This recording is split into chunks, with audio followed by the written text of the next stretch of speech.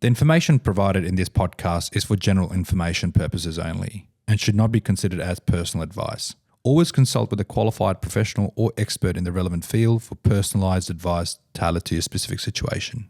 When you think about the retirement planning aspect, there's so many moving parts to it. How do I acquire it? It is hard on the individual when they're retired. And you want people to enjoy their retirement. You don't want to go in there and go, all of a sudden I'm going, now I'm retired, I can't go out for dinner anymore. Women contribute a little bit more from raising children perspective. The woman that retires earlier to look after a loved one. Women have been out of the workforce for a little bit longer than men, which means their super balances are lower. Welcome to another episode of the Wealth Guide podcast, sponsored by Ryker Capital. I understand tax, but I'm not a tax professional. Even for myself, I will still go to an accountant because at the end of the day, that's what they live and breathe. They understand all the rules, they understand all the legislation and so forth. And that's why I personally say it's very important to go to a professional, because the output and the value that you get is a lot more than trying to save a couple of dollars and trying to take on the risk yourselves. No matter how young you are, to always have that ability to look into the future, because if we've got 30 years until retirement, hypothetically speaking, and then we do this modeling and we say we're not going to get there, there's time for us to actually put some steps in place to get you to where you want to be.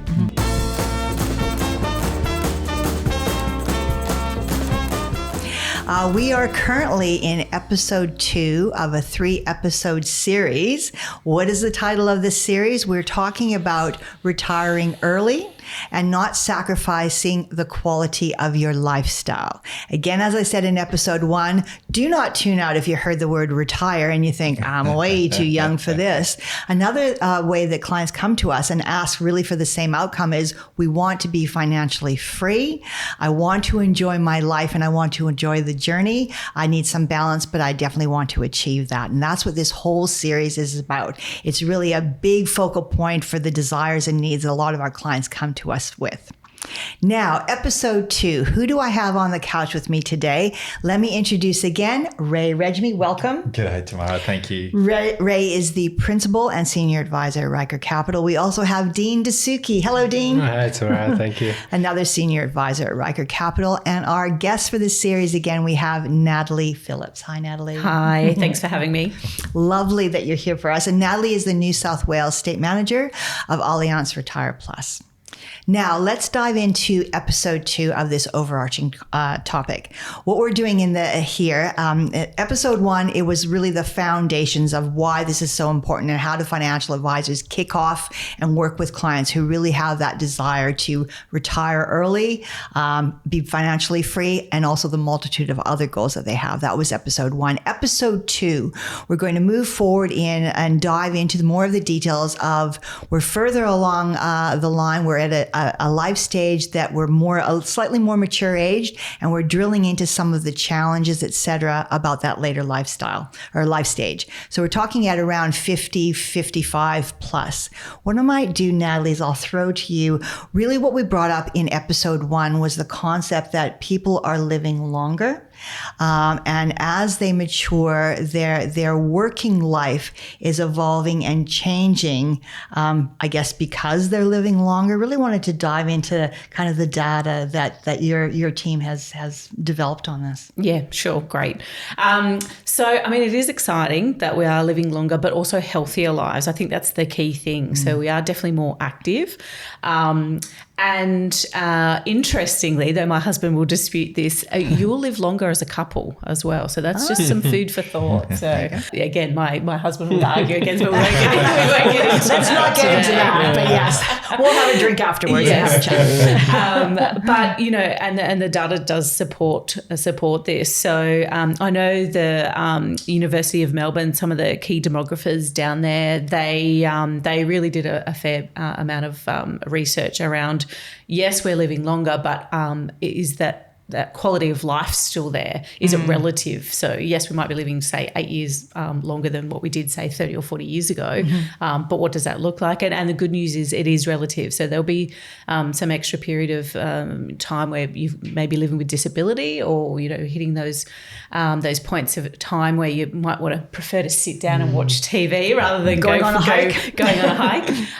But it is relative. There will be longer periods of when you're active, and I think that means that people are traveling more, and this all comes back to rethinking retirement and what does that mean for you? How do you prepare for it? And what are some of the goals and objectives that you might have in retirement? Is it more travel? Is it spending more time with the grandchildren? You know, there's a lot of things to think about that, say, the previous generation didn't have to or didn't have the benefit of thinking about and planning for. That data and research is so important, and that's why it's such a good resource, I know, for the advisors as well, because then we can really frame that with real life data with our clients and having that conversation. And I know one of the things we brought up in the last episode really drilled into that, how important it is to have those conversations with clients, start the conversations at 45 when they're actually not thinking about that kind of thing, and how important it is. I might go then now. Let's fast forward a bit to 55. So now all of a sudden, 55 seems young relative to how long we could live healthy lives. Yeah. And there's going to be we need money to do that, don't we, Ray? We do indeed. So what kind of conversations maybe for clients who are 50 plus that you're having to kind of, really address this type of thing? So Tamara, the conversations are very different. I mean, like each person has a very unique, different situation between that age category of 55, perhaps 60, 65. Mm-hmm. Some of them are working full time. But of recent, what we've sort of seen is there's been a lot of redundancy. So people are still starting to go, well, okay, do I look for a part-time role? Do I still, people who are fortunate enough to keep their full-time role, they're still working. Some people are working in their passion projects. Mm-hmm. So there's a variety of different shifts that we're seeing as advisors. Mm-hmm. And everyone has a very unique financial position or that situation. So us as advisors, the key part the key role that we play is to go, let's look at your individual strategies based on your merits and what are some of the advantages that you can take now as your goalpost sort of shifts over that period of time. So the key part is to address some of the strategical changes, whether it's legislative-wise, cash flow-wise, or their personal situation, is sort of change of financial strategies for them at that point in time of their life. You're planning, and you also can react and pivot if something changes in somebody's life. Is that what you're saying? We have to create strategies that you can pivot over a period of time, because these kind of changes happens in everyday people's life all the time. Mm-hmm, mm-hmm, mm-hmm. Dean, how about yourself? Are you finding similar things, or how are you approaching somebody's 50, let's say, a young 50 now, according to Natalie, because we could be living to 80, 82, 83, 85 more, and healthy for most of that time as well. Exactly. So we don't just want to sit around the house. How are you having those conversations? Yes, very similar to Ray. I think at the end of the day, it's all understanding about, given the client situation, what is the long-term goal, and what they're really trying to achieve from a retirement piece. Mm-hmm, mm-hmm. And then in that situation as well, given the fact that people are living a lot longer, we need to make sure that they've actually got a nest egg longer, big enough that's going to sustain throughout their life expectancy and so forth, so that they don't fall short during their retirement where they'll have to drastically change their lifestyle and so forth. Mm-hmm. But it's all, the way that we approach it, or at least the way that I approach it as well, is I like to work backwards. Where I try to understand. That mean? Yeah. So what's the end goal? What are we trying to achieve? Mm-hmm. And then after that, off the back of that, then we can start preparing accordingly. Just trying to get the client to their journey. So, but there's also more about the immediate and the long-term needs. Yeah. So what are your small, mid-term and your long-term needs, and how do you address each part of the strategies as things go along? Mm-hmm. More and more of what we're also seeing is as people are getting older, they're still carrying the debts as they go along. I was going to say, I think there's some data around people are going into retirement right now with debt on their primary residence still. Exactly, whether it be to sort of terrifying for a lot of people. And how do you manage? What do you do with that kind of thing? How do you tackle that, Ray? And I think again, it comes down to strategy again, Tamara, to go, well, how do you address some of these strategies? Going into retirement with the debt is not the ideal strategy, but that's for starters. So what we've seen, some of them people utilising transition to retirement strategies, utilise some of their superannuation to pay off their debt. Not ideal, but what you don't want it to be going to in a retirement life stage, but paying 7% on a $300,000 mortgage. Yeah, because that's coming back to the cash flow issue that we drill into a lot in episode 1, isn't it? Yeah, exactly. Okay, so it's coming up with things like that. And also, too, to Natalie's point earlier as well, I mean, people are having also kids later in life. So you might be in your 40s and have young kids. So really, let's go to early 50s. You still have financial dependence at home. You do. So really, 50 is young there. So you're still tackling how are we managing getting the kids on their own, as well as making sure us as parents are financially free and can retire at some point. Exactly. And this is where the financial modeling to go, well, okay, Mr. Client, that retirement strategy around the age 55 now might have been pushed to age 60. And then we've got to have those kind of conversations based on the data and figures they've got to go, well, okay, how do we enhance your financial well-being to also then ensure that you're paying off your debts, you've got the right approach for the retirement strategies, and what age would be the ideal age for your retirement. So you, in a way, to Dean's point, that you are kind of sort of working backwards in a sense that you're modeling out their cash flow, their mortgage repayments, their tax positions, supporting the kids. So all of these short, medium and long-term goals that you're trying to address we'll sort of have to reverse engineer it a little bit and work out what is the ideal situation and what does retirement look like for them at that point in time. That makes sense. So is an example of, I might come to you as a client and go, look I'd like to actually have a hard stop at 63. Now, whether I actually hard stop and retire, to your point, Natalie, I might want to not retire because there's all kinds of benefits to that. Can I achieve a hard stop at 63 so I've got choice? Is that what you're talking about? And then what's the end goal? And then I work backwards? I was just about to say that too. Okay. So I was just to add to that, I think one of the things that I've seen with a lot of my clients is that yes, sometimes it's nice to retire early and so forth, right? Because obviously being able to travel, enjoy your time with your family. But clients want to be in a position where they continue to work out of choice. Yes. Right? That's they it. don't continue That's to work financially because free. they have to, Yes. right? Yes. So, and helping them and gearing them up in a way that they be able to achieve that goal, it makes a big difference. But once again, like we were saying, like having that choice to work because they love what they're doing is a lot better, especially at that stage, opposed to them to continue having to work because they've still got a lot of those commitments. It sounds like you really have to know your clients well, because it really depends also, I think, on their occupation too, doesn't it? It does. Like how long can somebody work in their occupation? Do they have to pivot that? You're almost like a career counselor as well. Like how do you... Almost feels like it. What does that look like? Because I'm thinking too, like if, for example, if you are doing anything physical, you know what I mean? You might want to go, okay, well, where do I go from there? I probably can't do that, even though I loved it. No, and I think this is where also some of the safety net issue comes in to go, well, if something was to happen to you, well, you've got this massive gap. I didn't think about that. You're talking about in like risk, personal insurances. Personal insurances, and they pay a massive part, because if something was to happen during that part in time, how do you support it? How do you, in the event you can't work, you still need to fill this gap around the mortgage side. So that personal insurance does become a massive part. Even as that part, a later part in life, you still have to have those balancing acts around the conversation around that kind of safety net.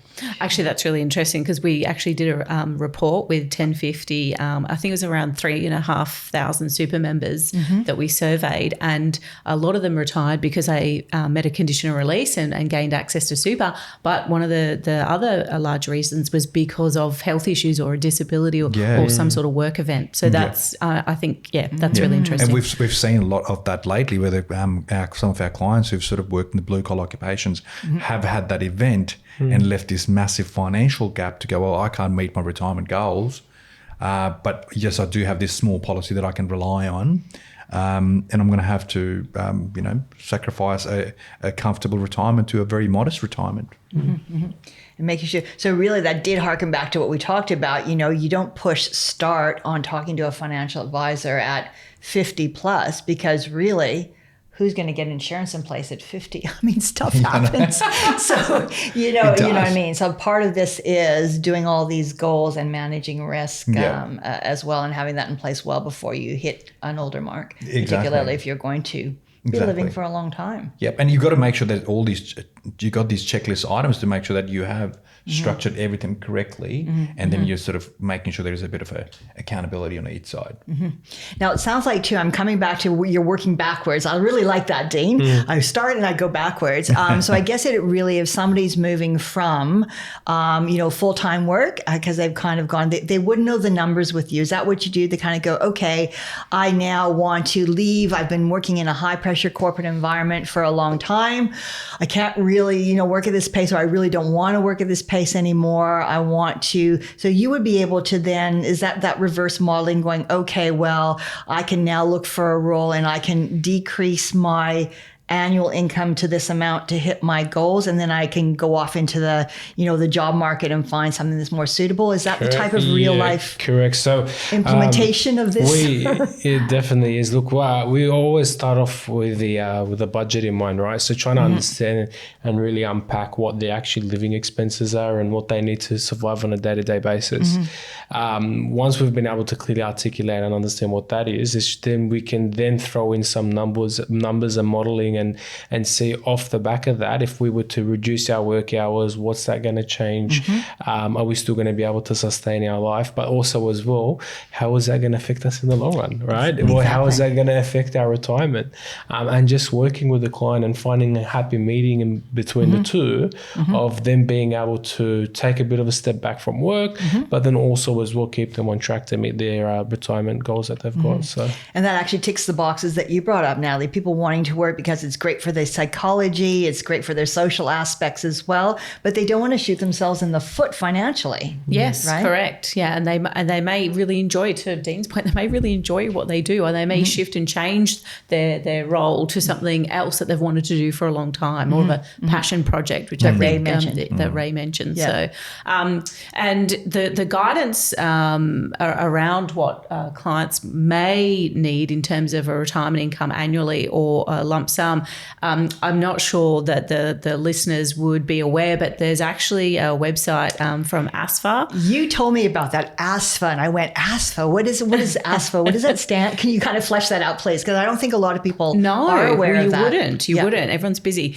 So they're the Association of Superannuation Funds Australia, and they're a really trusted resource or reference around what your average Australian will need to retire on, and also it looks at what income would be required annually for a comfortable lifestyle. They've got variances based on age, etc., but some of the numbers I'll throw out there. I was going to say, can you give us some numbers? Absolutely. What have you seen on ASFA lately? And they are updated quarterly most of the time, obviously with the cost of living that they have jumped up a little bit. So for a couple looking at a comfortable lifestyle, they're thinking around 690,000. As a lump sum. Is that when you decide that you've... If you decide to retire full time and press the button on a specific day, and then for a single, it's surprisingly not much less. And it'd be good to hear your thoughts, Ray, around whether that's what you see. But for a single, it's just under 600,000. So it's not half. It's still quite significant even for a single person. And those figures encompass a part age pension as well. I was going to say there's a couple of different layers. Can I just, before we shoot to the advisors, I'm very keen to hear practically speaking what this means.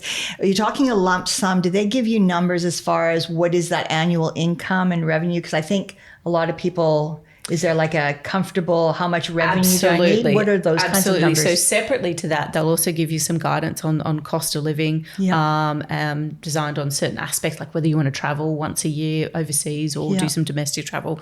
And so you'll be able to go on their website and look at various amounts and their guidance only. Of course. Obviously, it's not specific to your personal situation, but it's $70,000 at the moment for a couple is what the average Australian would need to live comfortably and achieve certain financial goals. How about for a single? And for a single, it's not that much lower. It's just above 50,000. Yep. So it's not cut in half, is it? Not really? Cut in half. Because that's going to be. I'm going to throw to the guys in a second because that's going to be a challenge working for a single, and trying to achieve those as well. So those are really good guidelines. So now, practically speaking, Ray, now please throw to you. So those are guidelines. So what do you go through ASFA with clients as a starting point, and then what do you do? We definitely use that as a guide with the clients. Okay. I think that's a key sort of metric for them to go, well, okay, this is somewhat that you would need. But I think the key thing that we do with the client is when we sort of going back to the point about budgeting and cash flow, we go, well, okay, let's have a look at what we started at age 50 as an example. This is what the guideline of your cash for living expenses are. Let's say your mortgage is now all paid off. What does this look like as far as living expenses?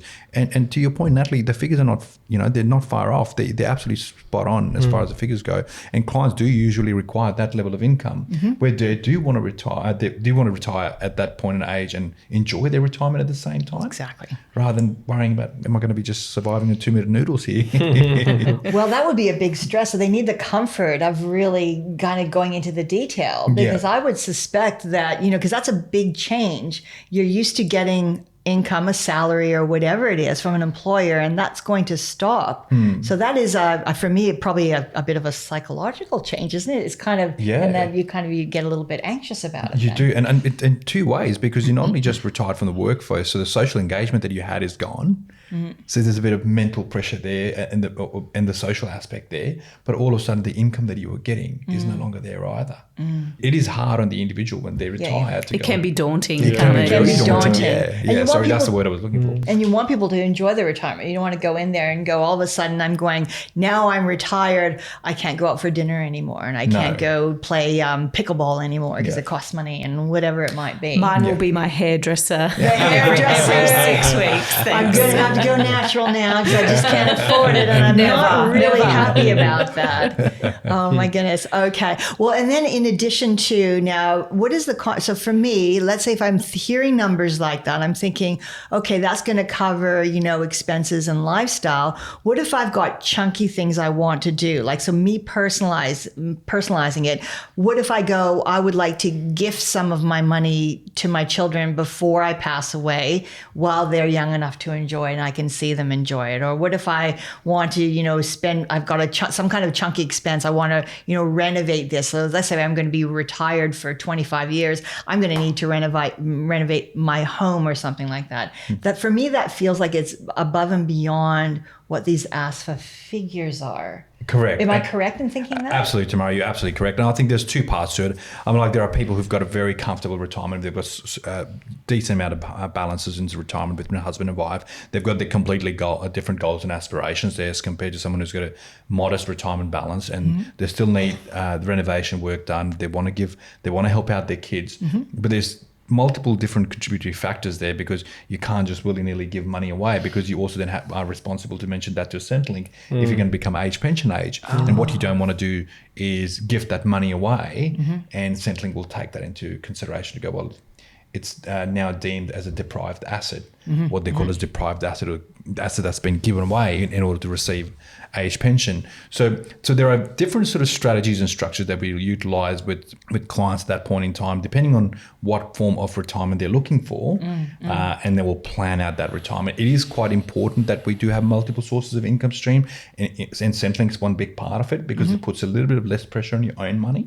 And I think balancing those two of those acts there are very, very important. Yeah. Because what you don't want to do is run out of money in retirement or outlive your money in retirement. Yep. Absolutely. Absolutely. And it really harkens back into starting this journey earlier. Exactly. Because you really need to have that time to plan. And I think you said in the last episode, Natalie, time is probably the biggest asset we have. Absolutely. So let's dive into and use that time. And the best way of doing that is to get that professional advice earlier. Yep. And then I think I really like what you said before. You have a strategy, and it's a strategy we can pivot from, because life evolves over time. Yeah. So that to me that really jumped out to me, actually, the importance of doing that. Okay, let's talk about where I'm living. Okay, so I've got, and usually it's often we'll have a home, particularly if we're going to have kids. And I really get that not everybody has children, but particularly if I have children, and it would probably be for people who don't have children as well.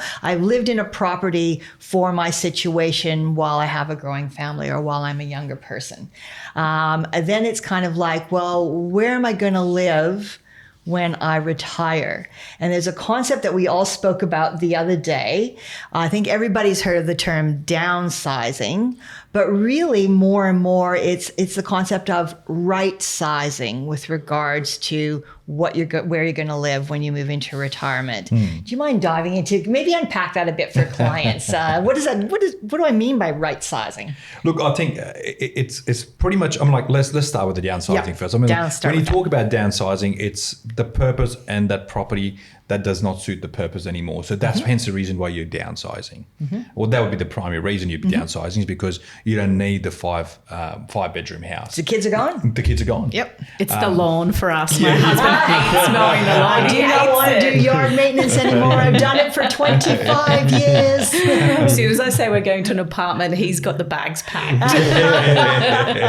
I think that you're on a bit of a long journey now. I do know you have younger kids, but yeah, I get that. Okay. Yeah. Yeah. So once you sort of sold that property, you can utilize some of that downsizing structure. And then I think right-sizing, in my mind, is it's such an important part that you've got to get it right. Unpack right? that. The reason I said that you got to get it right is because you don't get second go at it. Well, you do get second go at it, but at a much expensive, it's costly expensive. exercise. Yes. So, And whenever I have this conversation with my clients about right-sizing, they've always have these ideas going, I'm going to go live down the coast and I'm going to have a very comfortable retirement. I'm going to buy a property for cheap and it's going to be a great life. And many of these situations where we've sort of seen with my clients, they've unpacked, they've sold their whole house, they've moved to somewhere in the coastal area. Now they're completely alone there. They have no friends. So it wasn't too right then, No. was it? Okay. Now all of a sudden they're going through the panic state of going, well, I've sold a property, I've done everything. I bought a house here, not very comfortable here. I don't know people. What am I going to do? This is not going to be a very good retirement strategy for me. And this is what I always tell them, going, try before you buy. Why don't you go rent a house for a week, couple of weeks? You might want to do Airbnb and live there for a month and see how it feels. And then if you feel that it's the environment and the social environment that you fit into, then you might want to move over there. So it's so important to get that right sizing right. Oh, I get it. So really now financial advisors are couples counselors and lifestyle counselors as well. No, that was always the case. Yeah, no, I'm picking that because I don't think people realize that, because really before you can actually help people with having the money to do stuff, you've got to know what they want to do, and you want to make sure that you're supporting them and making them aware of the mistakes that other people have made. From your experience working with other clients. Yeah. Facilities are the other big thing. So anecdotally, healthcare.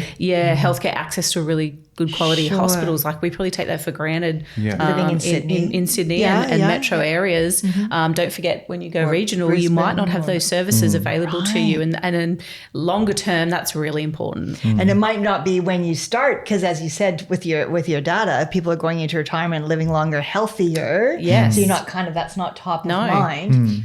It's more the social aspect, which is super, super important. Yeah. But then it's that as well. So when people kind of say, I want a sea change, going to the coast, I want a tree change, I want to move to the country, both of those things are super, super important. And transport, let's be honest, transport regionally can be tricky too. Yeah. So that is an element of right sizing that has a significant financial impact. Because if not, what you're doing is you're then selling the property again, paying another level of stamp duty, paying real estate agent, paying conveyancer fee. So there's a whole lot of costs associated with it. And in that transaction, you've lost a lot of money.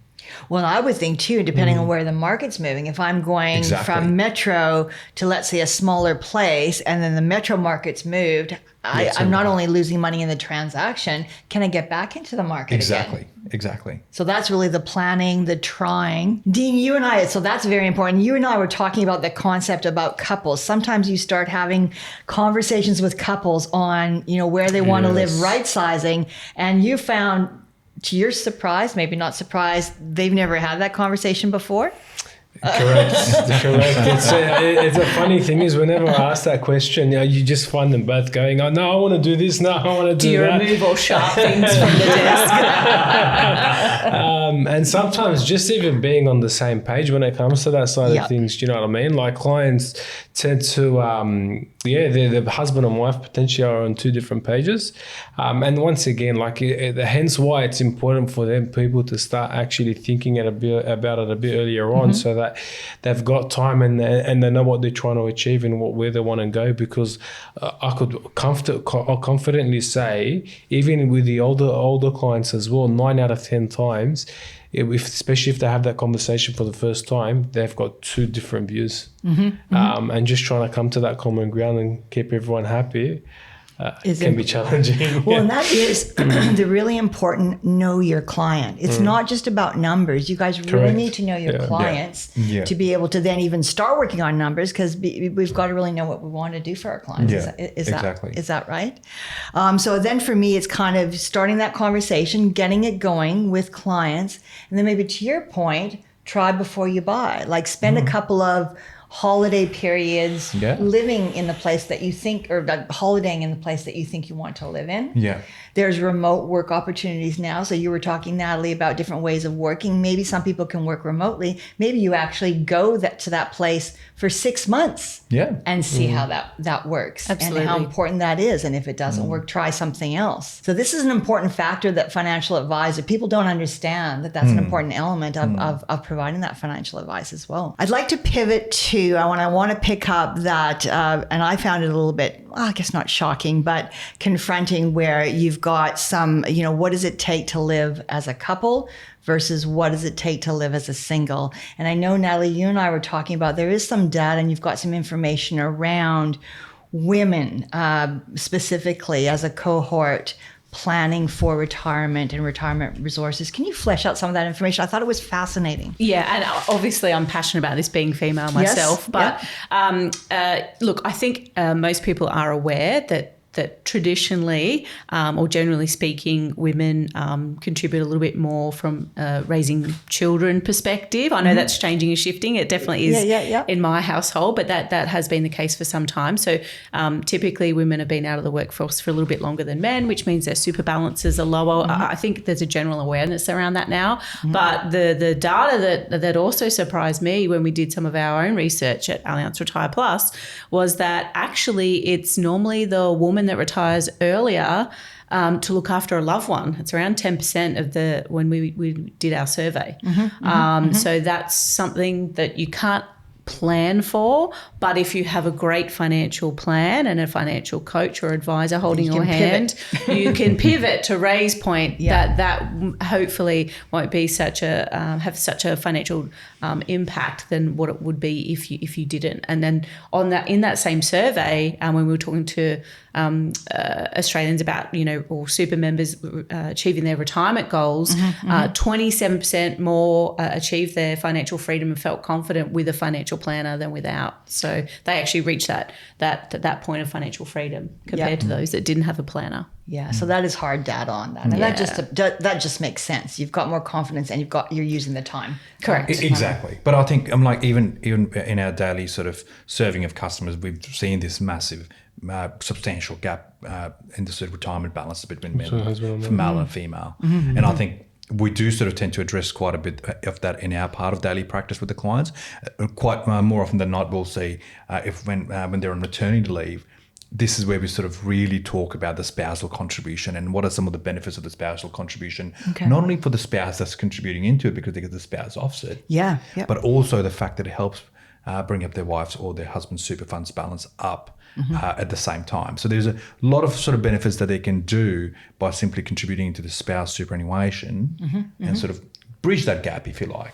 Yeah, for sure. And I know, Dean, you and I can see it's both. It's actually women who are part of a couple, whether you have a female partner or a male partner. You know what I mean? You're often going to have potentially somebody who does a little bit more if you're going to have child rearing, or somebody's going to put their hand up to help people, or you actually have single women. So either have always been single or divorced or widowed, etc. And you're really, really aware of potentially some of these challenges as well. I know, Dean, you've had a number of clients that we've spoken about in that position, and it's important to really, the sooner you can work with them, the more of a change you can provide. Is that right? Correct. Like I had there was a client that I probably mentioned it on the previous episode, but there was a client that I had where she was in her early 40s and she had so young.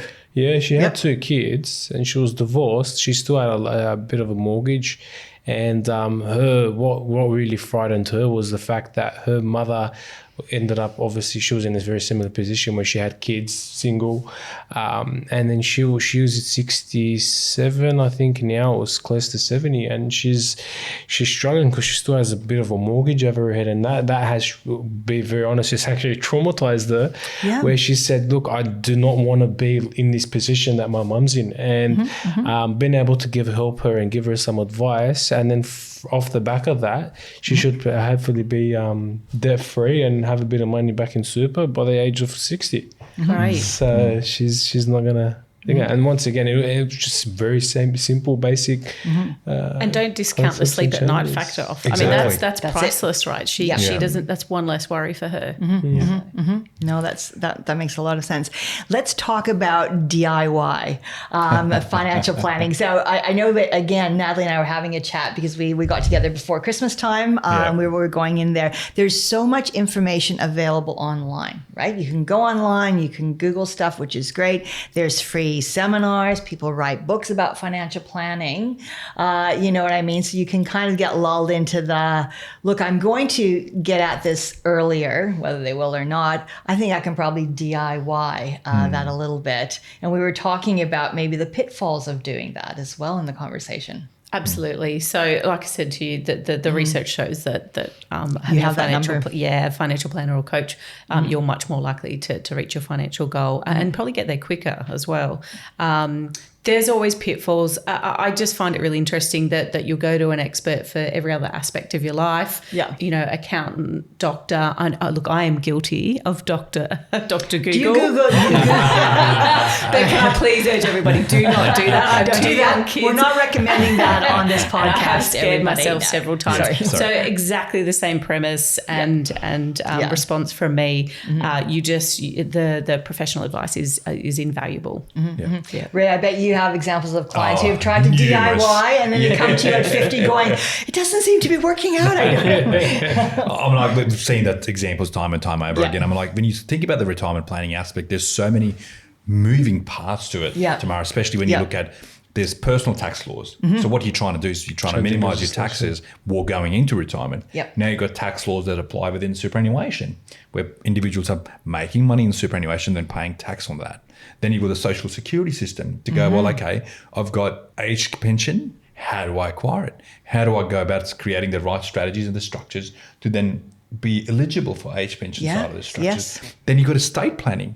Going, well, okay, if my kids were to inherit the assets, how do I minimize the tax impact there? So now what you're trying to do is take a variety of different aspects or structures for the client and combine them into a strategy, which can only be done once you understand the different rules that sort of allows under the rules personal of the taxes, your superannuation tax laws, estate planning tax laws, and the settling strategies, and then they try to change, combine them. and they once. change. And they And change. Come around May or the change of the government, everything's changed on its head again. Yes. So it's. I think the DIY approach we've seen for many of the clients has sort of failed quite dramatically over a period of time. And ultimately they've paid out thousands of dollars in taxes themselves personally or their kids. So to combine all of that aspect and to create a strategy is so important and to get it right. And sometimes DIY approach does not allow for that, or Google can never allow for that because it doesn't know your personal situation. And advisors are always forward-looking. So, for example, this might not make a lot of sense for those that don't currently receive age pension, but for anyone that's across it, they'll understand. Deeming rates potentially might change next July. This July, we're in 2024. But advisors are already thinking about that and looking at strategies to combat it. I would guarantee you that even if you're very well versed in financial matters, you're probably not going to be aware of that or that government legislative change or anything that's up and coming. The advisors are always on the front foot with that type of thing. I know when you're talking to clients, you also echoed the same thing, Dean. It's really legislative changes, and that's part of what financial advisors must be across. Then to your point, it's like forward thinking. This is on the radar. Correct. Look, trying to stay, because the thing is, I've seen where clients take on and do it themselves, and then they come back to me when you see that they've because I don't completely understand the current rules and regulations, either they would have over contributed and had a massive tax debt off the back of it, or they've tried to go in and create their own investment portfolio and it's lost 20%. Once again, there's a reason why. Look, personally, I definitely have some finance and financial background, and I've got my degrees and I've done everything. But even from a tax perspective, I understand tax, but I'm not a tax professional. Even for myself, I will still go to an accountant and I will still for do tax matters. Correct, right? Because at the end of the day, that's what they live and breathe. That's what they do day in, day out. They understand all the rules, they understand all the legislation and so forth. And that's why I personally say it's very important to go to a professional, because the output and the value that you get is a lot more than trying to save a couple of dollars and trying to take on the risk yourself. So, and I've had clients circumstances whereby clients had some of these grandfathered pensions. And they've completely changed on its head and lost their age pension. Where they've gone, they've moved their existing pension out of a perfect good structure where it was an asset or income tested, and they've withdrawn it. Now they weren't tested for some of these for the purpose of the Centrelink. Now they're being tested. So these are some of the grandfathering provisions that obviously there's a lot of different rules and changes, but not to mention also the products. There are some products that will add significant value to their Centrelink position, which they aren't aware of. Exactly. And that's definitely something we're going to dive into, folks. Episode 3, because that's an important... Sorry, yes, of course. No, don't be sorry. I'm selling forward episode 3. We're diving into the products in episode 3, which is really good. I want to talk about tools. And what I mean by that, all the concepts you've spoken about, and that's kind of what you said, Dean, you alluded to it, and that you work backwards. Financial advisors have access to it's complex, sophisticated, but it's built for purpose, software tools that you use to do modeling as well. Dean, can you kind of unpack that a little bit as a start, and then I'll get ready to weigh in on that as well. That is not available for DIY people, right? No. So we're actually able to we've got a software that we can actually clearly look into the current position at the moment now. We can model that out to see if they were to make no changes, leave everything as it stands, what things may potentially look like, not only up until their retirement, but even throughout their retirement, to see whether or not they'll have enough to sustain themselves throughout retirement. And then after that, we can obviously then model out and give them a couple of options of what can be done. And they can actually see the financial and the material difference between where they currently are and with some little simple changes, how that can actually uplift them. So, and I always say to clients, it's very important, no matter how young you are, to always have that ability to look into the future, because if we've got 30 years until retirement, hypothetically speaking, and then we do this modeling and we say we're not going to get there, then we've got that's powerful, time. right? That's very motivating. It's very motivating. There's time for us to actually put some steps in place to get you to where you want to be. So are you saying at the starting point, you really understand, I'm just trying to understand how you're using that modeling. So you really understand a client's current situation and what they're doing with their money now. And that's the base case scenario. So if you keep doing your strategy, I guess people don't think about strategy. If you keep using your money the way what you're doing now, this is what it looks like. Is that the starting point? Is that what you mean? Correct. And then it's, to your point, what are your different choices? Yeah. So obviously, you know, you use the example of a doctor going, well, if you continue on your eating habits in a certain way, this is how you're going to end up.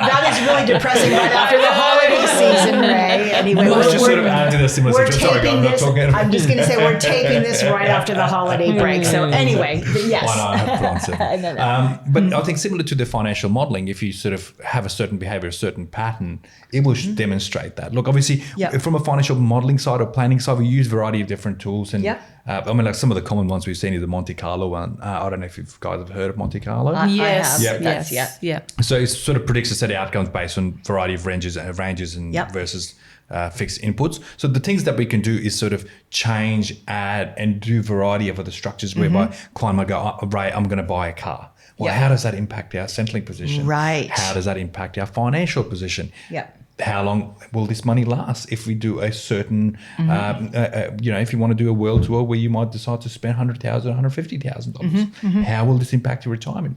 So some of these stuff we can add, subtract, and work out the predictions based on the tools to go, this is how we can work out your retirement at different stages of life. Yep. using different tools. I'm trying to pick this up as a layperson. So it's two things really. It's really understanding the rules of the game, also being aware of what's changes, legislation stuff and that. But then it's also then relative to what I want to achieve and my goals. Yep. And what product then sort of come in that simulation to then add to that mix to go, well, okay, this is the outcome that it's going to give me. Sure. Then you add a layer of tax onto it.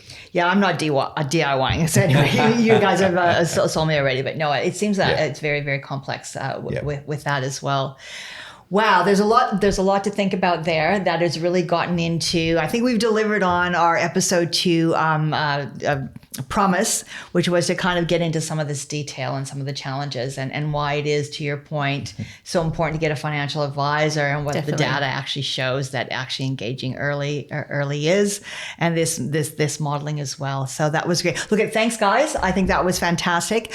We will wrap up here, and please look out for episode 3 in our three-part series, which is on retiring early and not sacrificing too much of your lifestyle along the way. Thank you very much for joining us today. Thank you.